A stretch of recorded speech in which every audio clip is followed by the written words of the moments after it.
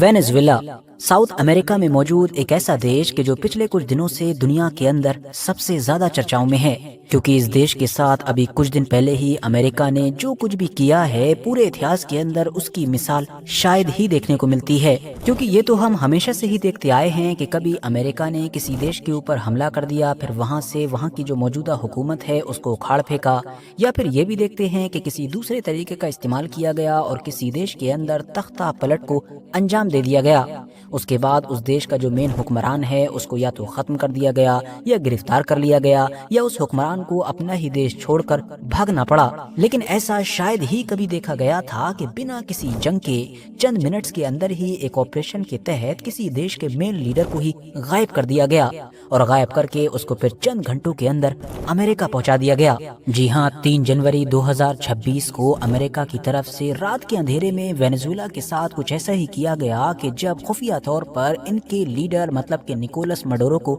غائب کر دیا گیا، اور جب صبح ان کے دیش کے عام لوگ جاگنا شروع ہوئے تو دھیرے دھیرے ان کو پتا چلا کہ ان کے دیش کے لیڈر تو ان کے دیش کے اندر ہے ہی نہیں، بلکہ لیڈر اور ان کی بیوی دونوں کو امریکہ اٹھا کر امریکہ لے جا چکا ہے۔ دوستو، یہ جو وینزویلا اور امریکہ کی دشمنی ہے یہ بھی بڑی ہی عجیب و غریب ہے، کیونکہ اس دشمنی کی کہانی میں آپ لوگوں کو صرف امریکہ اور وینزویلا ہی نظر نہیں آئیں گے، بلکہ اس کے اندر تو رشیا بھی ہے، چائنا بھی ہے، اور ہاں ایران بھی ہے۔ کہانی تیل سے شروع ہوتی ہے، کیونکہ یہی تو وہ خزانہ ہے کہ جس کی وجہ سے آج یہ دیش دنیا کی بڑی طاقتوں کا چہیتا یا پھر ان کا دشمن بنا ہوا ہے۔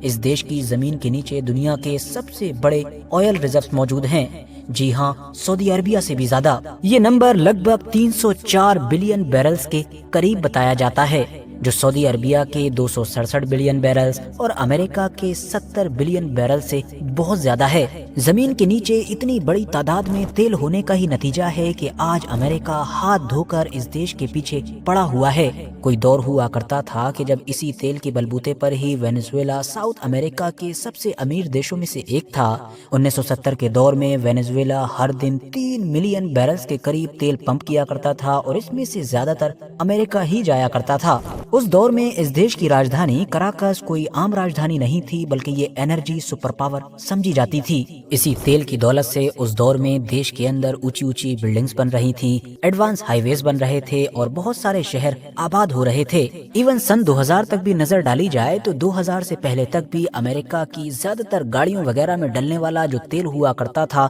وہ وینزویلا کا ہی ہوا کرتا تھا۔ مگر وقت کے ساتھ دنیا نے یہ بھی دیکھا کہ وینزویلا کی سب سے بڑی طاقت مطلب یہی تیل اس کی سب سے بڑی کمزوری بن گیا۔ دراصل ہوا یہ تھا کہ 80 کے دشک کے آخر میں جب تیل کے دام گرے تو وینزویلا کی پوری اکانومی ہی کولیپس کر گئی۔ دیش کے اندر حد سے زیادہ کرپشن تھا، پولیٹیکلی یہ دیش اتھل پتھل کا شکار تھا، جس نے حالات اور بھی زیادہ خراب کر دیے۔ نتیجہ یہ ہوا کہ 90 کے دشک کی شروعات میں اس دیش کے اندر ایک کے بعد ایک اکنامک کرائسس آنے شروع ہو گئے۔ حالانکہ 1999 آتے آتے اب اس دیش کو ایک نیا لیڈر مل گیا تھا، اور اس نئے لیڈر کے ساتھ اس دیش کو ایک نئی امید بھی مل گئی تھی۔ اس نئے لیڈر کا نام تھا ہیوگو چاویز۔ شروعات میں تو اس نئے لیڈر کی سوشلسٹ پالیسیز کی وجہ سے جو آئل انڈسٹری تھی اس نے خوب بوم کیا، اس نے ترقی کی۔ لوگوں کو لگنے لگا کہ تیل کی دولت سے دیش کو مالا مال کرنے والے وہ پرانے دن شاید واپس آ چکے ہیں۔ مگر 2010 کا وقت آتے آتے جب تیل کے دام گرے تو ایک بار پھر سے وینزویلا کی اکانومی میں زبردست کرائسس دیکھنے کو ملا،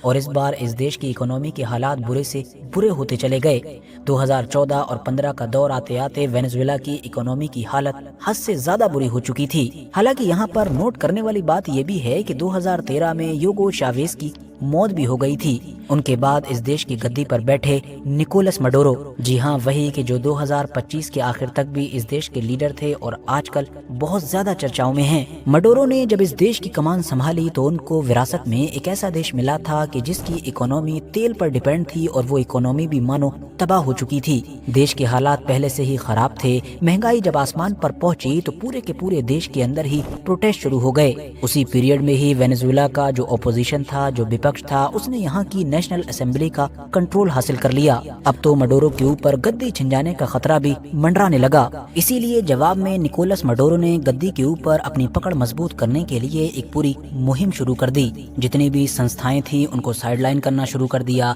और सिक्योरिटी फोर्सेस की मदद से जो अपोजिशन था उसको भी अलग अलग तरीके से दबाना शुरू कर दिया। इसी दौर में मतलब 2015 के आसपास से ही फिर अमेरिका ने भी वेनेजुएला को अपने टारगेट पर लेना शुरू कर दिया और उसने वेनेजुएला को अपना दुश्मन मतलब अपने लिए एक खतरा डिक्लेयर कर दिया। इसके बाद से एक एक करके लगातार अमेरिका की तरफ से वेनेजुएला के ऊपर अलग अलग तरीके के सैंक्शंस मतलब के पाबंदियां लगनी शुरू हो गयी। कभी वेनेजुएला की सरकारी ऑयल कंपनी पर पाबंदी लगती, तो कभी गोल्ड एक्सपोर्ट पर, कभी शिपिंग पर, तो कभी बैंक्स के ऊपर। बहुत सारे असरदार और बड़े बड़े पदों पर बैठे हुए जो सरकारी लोग थे उनको भी निशाना बनाया जाता। इस तरह से अलग अलग तरीके के लगभग 900 से भी ज्यादा सैंक्शंस 2015 से लेकर अब तक अमेरिका की तरफ से इस देश के ऊपर लगाए जा चुके हैं। और अमेरिका ये जो कुछ भी कर रहा था इसका सिर्फ एक ही मकसद था ताकि जो मडोरो की हुकूमत है उसको ज्यादा से ज्यादा पैसों से महरूम किया जा सके और इकोनॉमिकली काफी कमजोर किया जा सके, जिसके नतीजे में ये हुकूमत पूरी तरीके से कोलैप्स कर जाए और मडोरो को गद्दी छोड़ने पर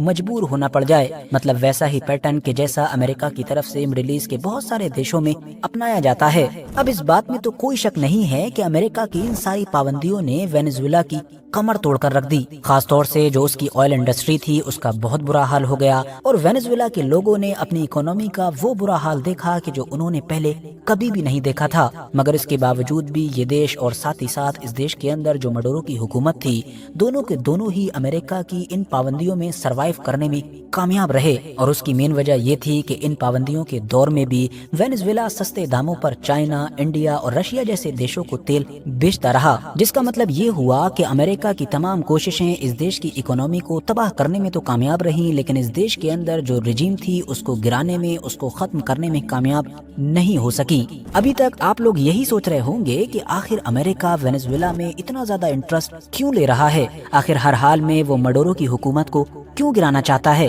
क्या उसको इस देश के आम लोगों से बहुत ज्यादा हमदर्दी है और वो चाहता है कि यहाँ पर डेमोक्रेसी आ जाए? तो दोस्तों इसका जवाब इतना सीधा और सिंपल नहीं है, क्योंकि अगर आप लोग गहराई में जाएंगे तो अमेरिका के इंटरेस्ट का रीजन कुछ और ही मिलेगा। बात यह है कि 19वीं सदी की शुरुआत से अमेरिका ने अंदर ही अंदर मानो ये कानून बना लिया है कि अमेरिका से नीचे का जितना भी एरिया है, मतलब जो पूरा साउथ अमेरिका है और यहाँ पर जितने भी देश हैं वो उनको अपना बैकयार्ड समझेगा। मतलब इन सारे देशों को एक ऐसे इलाके के तौर पर देखेगा कि जो पूरा का पूरा इलाका उसका आंगन है और वहाँ पर उसके अलावा कोई भी नहीं आ सकता है, न रशिया, न चाइना, न फिर दुनिया की कोई और बड़ी पावर। जो भी यहाँ पर आएगा उसको यहाँ से भगाने के लिए, उसको यहाँ से खत्म करने के लिए हर हदों को पार किया जाएगा। और अब मामला ये है कि वेनेजुएला इसी मामले में पिछले 25-26 साल से लगातार अमेरिका से बगावत कर रहा है, क्योंकि पहले तो यूगो चावेज और उनके बाद ये जो मडोरो हैं, इन दोनों ही लीडर्स के दौर में इस देश ने अमेरिका की बजाय जो इसकी ऑपोजिट वाली पावर्स हैं, मतलब रशिया या चाइना वगैरह, इनकी तरफ झुकाव दिखाया है। आज की डेट में हालात ऐसे हैं कि अमेरिकन सैंक्शन से तो चाइना ने वेनेजुएला को सस्ता तेल खरीदकर बचने में मदद की ही थी, मगर अब तक वो वेनेजुएला की जो ऑयल इंडस्ट्री है उसमें अरबों डॉलर्स अलग अलग तरीके से इन्वेस्ट कर चुका है। वेनेजुएला के साथ रशिया के मिलिट्री कोऑपरेशन को लेकर भी बड़े बड़े दावे किए जाते हैं। इवन हैरानी की बात तो ये है कि ईरानियन ड्रोन्स तक वेनेजुएला पहुंच चुके हैं, जिससे क्लियरली अब ये समझ में आता है कि वेनेजुएला ने उस पूरे के पूरे ग्रुप से ही हाथ मिला लिया है कि जो ग्रुप आज की डेट में दुनिया के अंदर हर मोड़ पर अमेरिका के खिलाफ खड़ा होता है, मतलब रशिया, चाइना और ईरान। तो अब आप आसानी से समझ सकते हैं कि इन दोनों देशों की इस लड़ाई में सिर्फ अमेरिका और वेनेजुएला ही शामिल नहीं हैं, बल्कि इसमें रशिया, चाइना और ईरान सारे के सारे शामिल हैं। क्योंकि जैसा कि हमने आपको बताया कि अमेरिका जिस पूरे इलाके को लेकर पिछले 200 साल से ये कसम खाया हुआ है कि वो इस इलाके में अपने किसी भी दुश्मन को भटकने नहीं देगा, उसी इलाके में पड़ने वाला ये देश न सिर्फ अमेरिका को आंखें दिखा रहा है, बल्कि ये देश अब उसके तमाम दुश्मनों का गढ़ बन चुका है। और जैसा कि हमने आपको ये भी बताया कि अपनी इस कसम को पूरा करने के लिए, मतलब इस इलाके से अपने दुश्मनों को दूर रखने के लिए अमेरिका किसी भी हद तक जाने के लिए तैयार रहता है। तो इसीलिए तो 3 जनवरी की रात में वो नज़ारे देखने को मिले कि जिन्होंने पूरी दुनिया को हैरान कर दिया। मतलब एक देश के प्रेसिडेंट को ही गायब कर दिया गया और फिर उसको खुफिया तौर पर अमेरिका ले जाया गया। वेनेजुएला और अमेरिका के बीच आगे क्या होगा ये भी इसी पर डिपेंड करेगा कि मडोरो के बाद इस देश की गद्दी کس کے پاس جائے گی، کیونکہ اگر گدی ایک ایسے انسان کے پاس جاتی ہے یا اس طرح کے لوگوں کی حکومت بنتی ہے کہ جو اپنے آپ کو امریکہ کی دشمن طاقتوں مطلب چائنا، ایران اور رشیا وغیرہ سے دور کرنے کے لیے تیار ہوں گے، تب تو سب کچھ نارمل رہے گا، کیونکہ امریکہ کا وہ مقصد پورا ہو چکا ہوگا کہ جس کو وہ کرنا چاہتا تھا۔ لیکن اگر پھر سے کسی ایسے بندے کے ہاتھ میں حکومت آتی ہے کہ جو ابھی بھی ان تمام چیزوں پر سمجھوتا نہیں کرے گا کہ جس پر مڈورو نہیں کر رہے تھے، تو معاملہ پھر سے وہیں پر اٹک جائے گا۔ آخر میں کنکلوژن کے طور پر ہم یہ مان سکتے ہیں کہ یہ ساری کی ساری لڑائی دراصل تیل پر کنٹرول اور انفلوئنس کے لیے ہے۔ اب اس لڑائی میں آگے ہوگا کیا، یہ تو آنے والا وقت ہی بتائے گا۔ باقی جاتے جاتے اس پورے مدے پر کامنٹس باکس میں اپنی قیمتی رائے ضرور دیں۔ ویڈیو اگر انفارمیٹیو لگی ہو تو لائک کر سکتے ہیں، دوستوں کے ساتھ شیئر کر سکتے ہیں۔